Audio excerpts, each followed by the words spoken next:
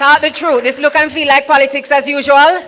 No, this is not politics as usual, ladies and gentlemen. And it is reflected in the vision broken down in our Jamaica Love plan.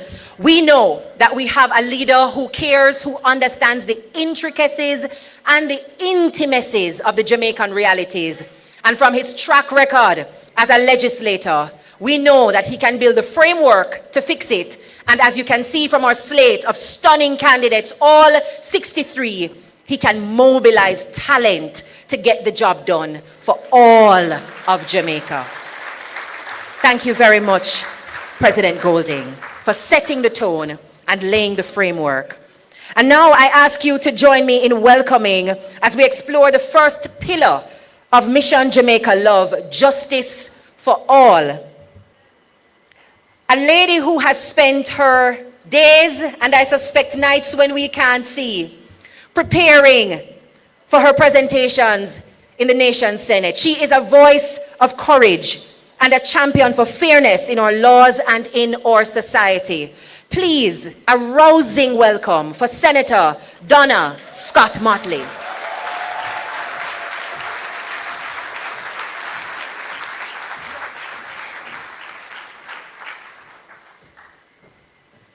My fellow Jamaicans,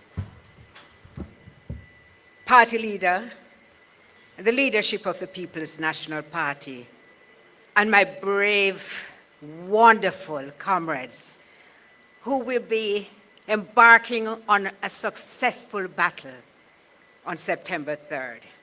I bring you love.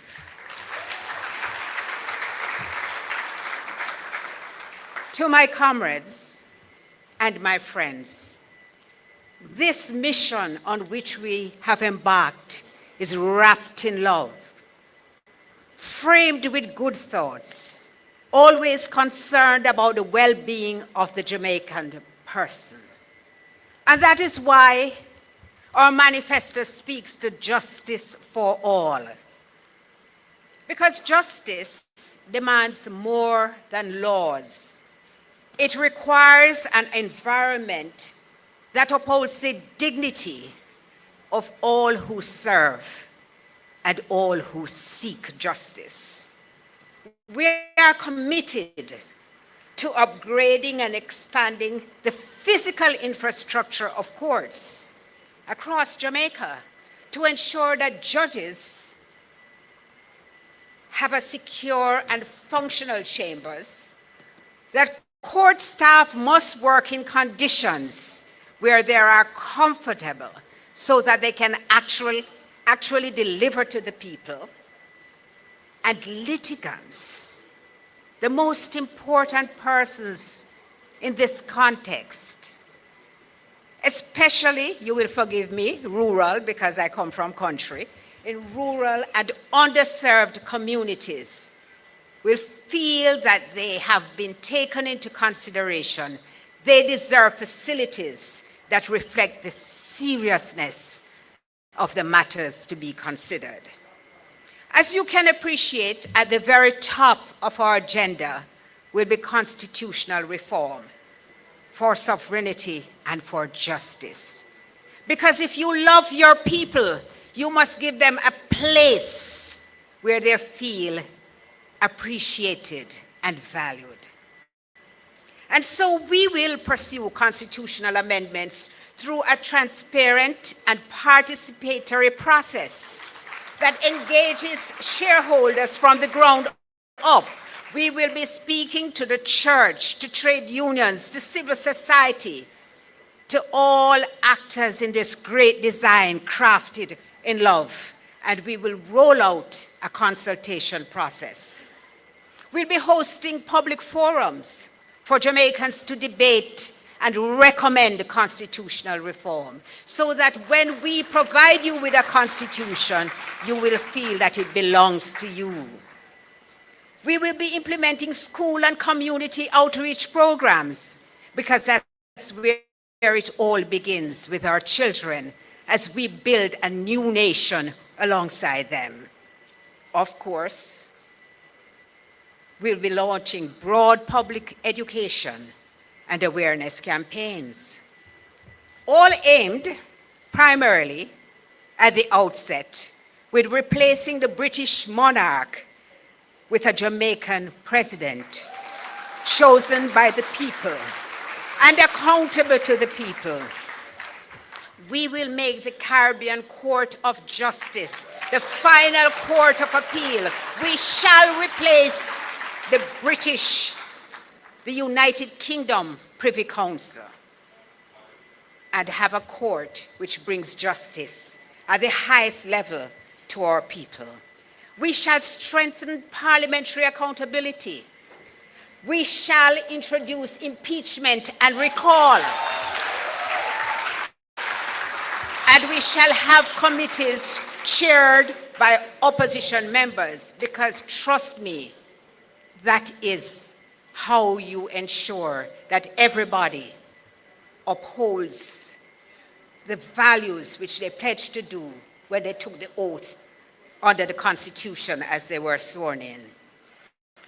We shall have a discussion and consider fixed election dates and term limits, and this is no idle promise. And to those of you who are not here but are listening, we shall expand the Senate to broaden representation to include the diaspora, persons with disabilities, and the Rastafari and Maroon communities. Inclusion for all. We will also prioritize legal changes that reflect our identity and deepen justice. You heard our manifesto in Patois? Well, we will recognize the Jamaican language as an essential part of our Jamaican identity. We shall protect historically marginalized groups, particularly people of African descent, through a national ban on hair discrimination, a reparations advocacy framework grounded in international law. We shall have legal protection of our ancestral spaces and our cultural practices. We will have full recognition of Rastafari as an indigenous religion with associated rights. And we will reach an accord with Maroon communities to give a modern interpretation to their ancestral treaty rights. You think we're done? No. We are going to be advancing gender equity, protection of the elderly, and the rights of persons with disabilities. We will implement a progressive beach policy by reviewing the Beach Control Act. We will guarantee public access while balancing tourism and private use. We will join the International Criminal Court to reinforce Jamaica's commitment to global justice. And comrades, Jamaicans, we are going to be expanding the legal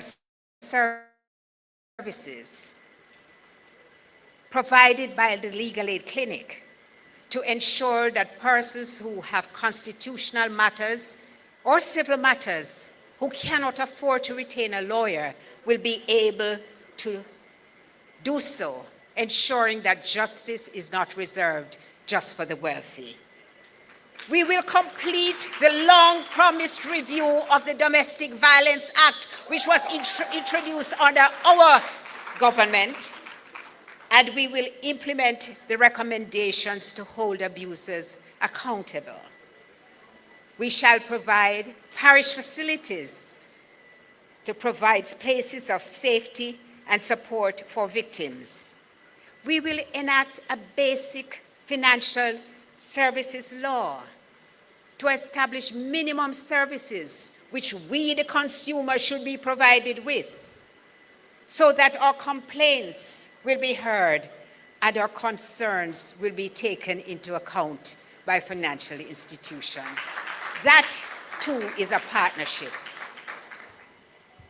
It's only a glimpse into our future. We have as our leader a man who passed the most legislation ever in the history of this country. And it was legislation designed to uplift the people at every time. So comrades, the word is love. We bring you love as we bring you justice for all. Plenty of people run for leadership and promise to walk with you, but then they walk away from their plans. But how many would sit with you, really sit with you? You should never have to choose between your education and your future. The first in your family, accepted in college or university, will get a full scholarship because you matter. Student loan repayments will be capped at a percentage of what you actually earn, and you won't be asked to pay a cent unless you're employed. This election is not just about change, it's about your future, your family. It's about you. They had 10 years to choose you, and they chose themselves. You deserve a better life. Jamaica, time come, and that time is now.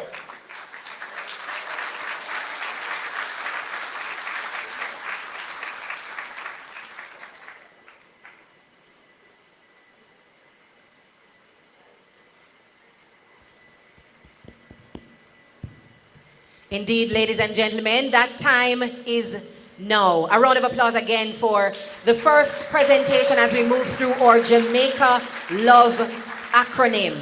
Now, one of our nation's favorite teachers is also on our slate of elite 63 candidates. And he must be wondering why I'm sitting with the M in the acronym, because this is the modern infrastructure panel. We don't do the A, access to education, as yet. Rest, rest, trust me. On this side, we can spell Jamaica. You are indeed up next. So following behind the justice for all conversation, we invite Senator Damian Crawford, a man known for his creativity in finding solutions, a passionate advocate in access